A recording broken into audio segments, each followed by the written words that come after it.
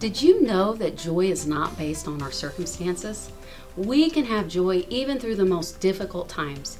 I know that can seem crazy and even impossible, but we have a God who loves us and does the impossible through us and in us. Paul wrote in Philippians 4:4, "Rejoice in the Lord always. I will say it again, rejoice." Paul was not rich with a big house. He didn't have a nice car and lots of money and no worries. He was in prison and had been beaten. Can you imagine? He was in prison. He was in a very hard place, but still encouraged us to think about good things and to rejoice. How can we have joy through difficult times? First, we must know who we are. Ephesians 2:10 says that we are God's masterpiece, created in Christ Jesus to do good works which God prepared in advance for us to do. Knowing deeply who we are, that we are God's masterpiece, we are His treasure, we are loved, and that we are children of God can give us joy through the most difficult times.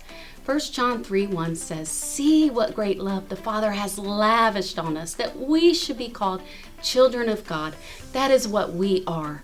By knowing who we are and who we belong to and how much we are loved, we can have this supernatural joy that fills us even when everything around us is telling us that we should not be joyful. Second, we have to trust God. Proverbs 3:5 says, "Trust in the Lord with all of your heart and lean not unto your own understanding."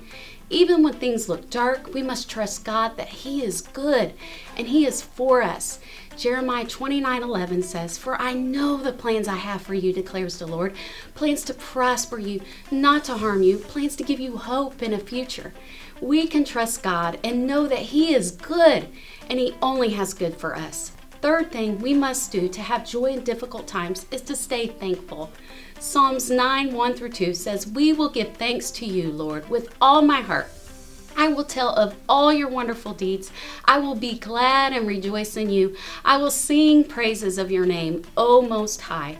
You see, we always have reason to be thankful. God has been so good to us, and even if He never did another good thing for us, we have reason to be thankful.